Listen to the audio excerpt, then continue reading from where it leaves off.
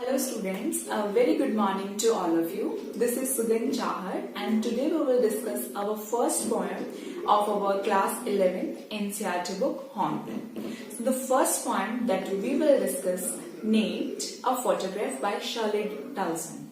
First of all, I just want to tell something about the poet. Shirley Tulson was a great poetess, a travel writer and a journalist. She was very much influenced by her father, and her father was also a writer. And in this poem, she is talking about her childhood of her mother. So let's begin our poem.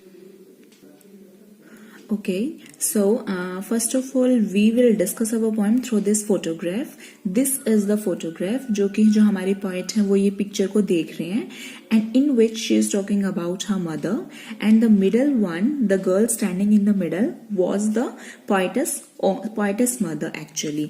तो इनके साथ जो इनकी दो cousin sisters हैं उन्होंने अपना हाथ पकड़ा हुआ है, इन दोनों के हाथ पकड़े हुए हैं, और ये पोइट की जो मदर है वो जो पोइट है, पोइट की मदर का ये चाइल्डहुड का जो ये सीन है. Alright, so thing is that this is all a windy area, this is a sea view. Okay, इनमें जिनमें उनके हेयर्स उड़ रहे हैं and the all three are smiling. और जो इनके अंकल, थर्ड बंदे ने इस पिक्चर को क्लिक किया है जो कि इनके एक अंकल है, पोइट की जो मदर है, उन्होंने इसको कैप्चर किया है. So let's begin our poem with the first stanza. The cardboard shows me how it was when the two girl cousins went peddling, each one holding one of my mother's hands, and she, the big girl, some 12 years or so. As I also told you कि जो middle वाले जो सबसे बड़ी girl है उसकी age some 12 or 12 years something है. Cardboard here means the photograph that Shirley is talking about.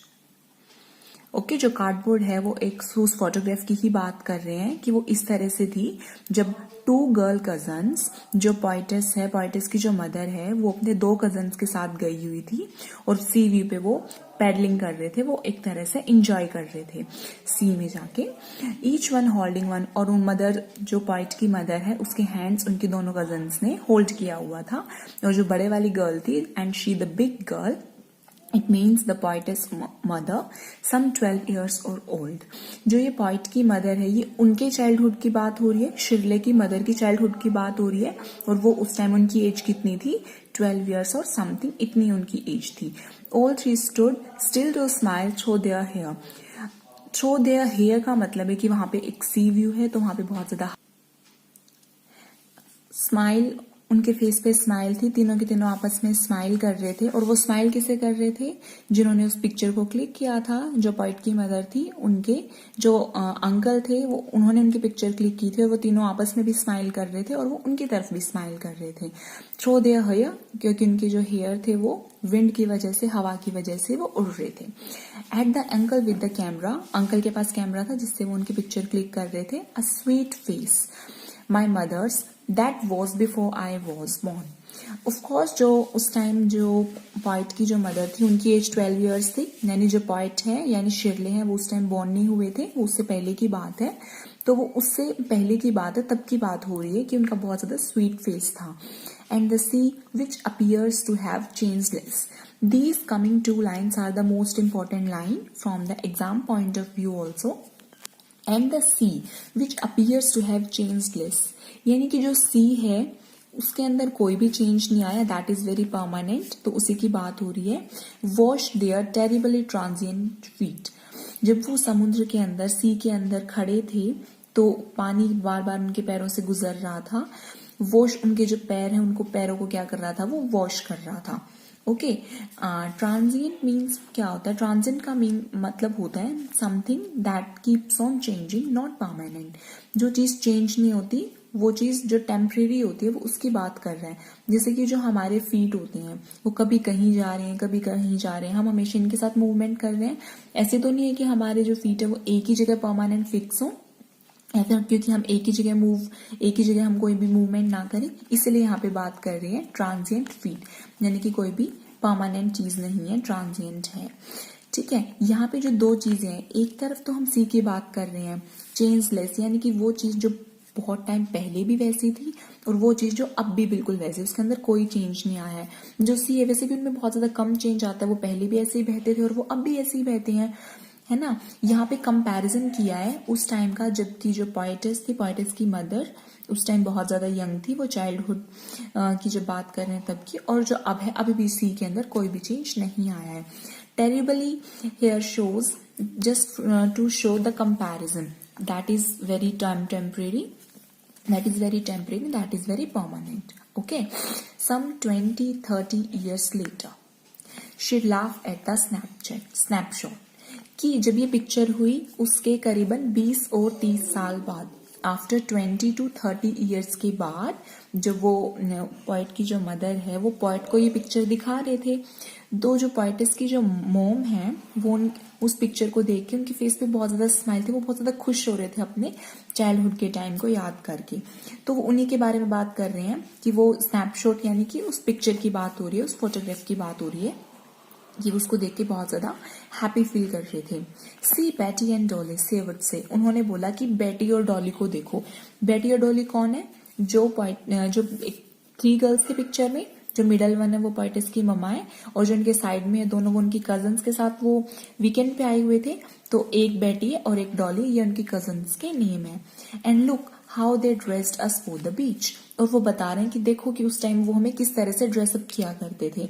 हर एक टाइम का अपना एक ड्रेसिंग सेंस होता है, तो उस टाइम वो वाला दौर था ड्रेसेस का। Okay, and the sea holiday was her past. अब पॉइंट फिर से अगेन कंपैरिजन कर रहे हैं उन दो चीजों का। ये जो coming two lines, these are also very important lines. The sea holiday was her past, कि जो सी हॉलीडे था वो उनका पास था, उनका पास टाइम था, उनका फेवरेट पास टाइम था। जैसे हर किसी पर्सन का कोई ना कोई पास टाइम होता है, किसी को कुछ करना अच्छा लगता है, किसी को कुछ करना अच्छा लगता है अपने फ्री टाइम में। तो जो पोएटिस की जो मदर थी उनका फेवरेट पास टाइम क्या था? विजिट करना सी हॉलीडे पे। तो पोएटिस यही बोल रहे हैं कि सी हॉलीडे को विजिट करना, वहां पे हॉलीडे सेलिब्रेट करना, वो पोएटिस की मदर का पास टाइम था।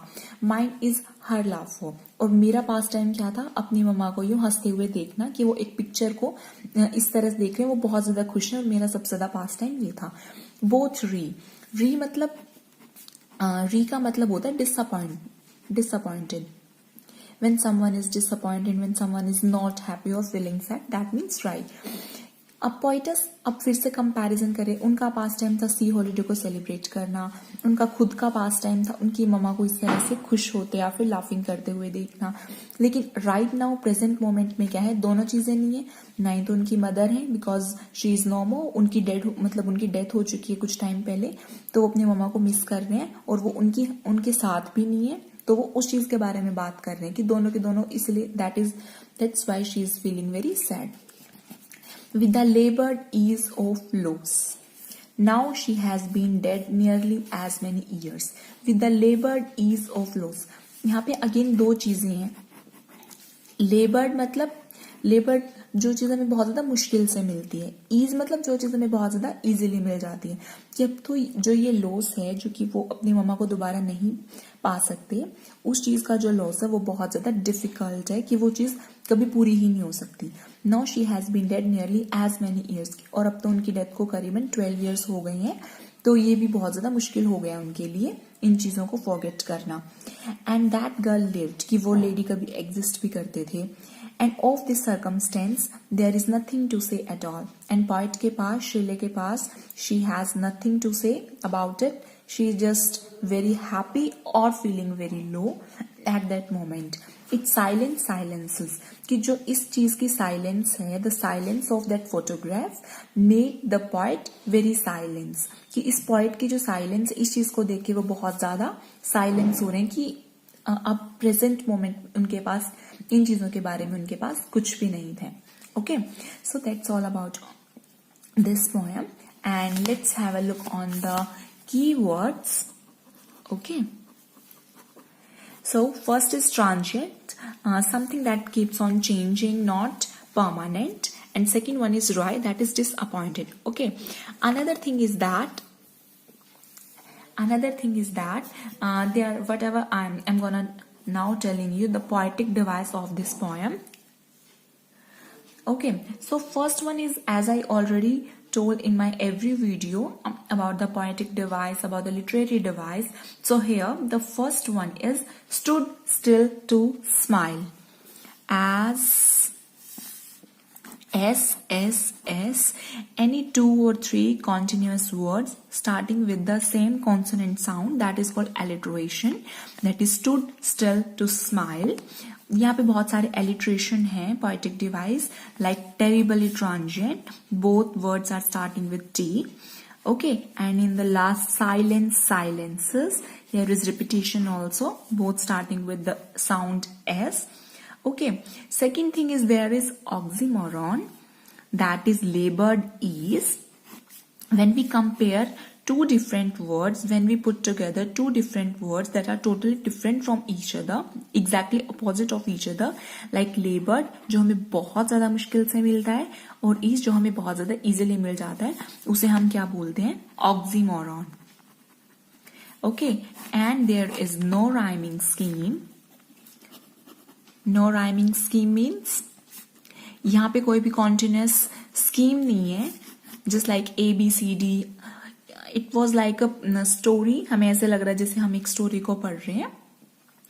Okay, so I hope you liked my video. If you have any query and any question, then you can directly ask me. I just want you to imagine every scenario, whatever we are doing, and start studying, students. So in my next video, I will try to make something grateful, something fruitful on literary devices. So thank you very much. Stay safe.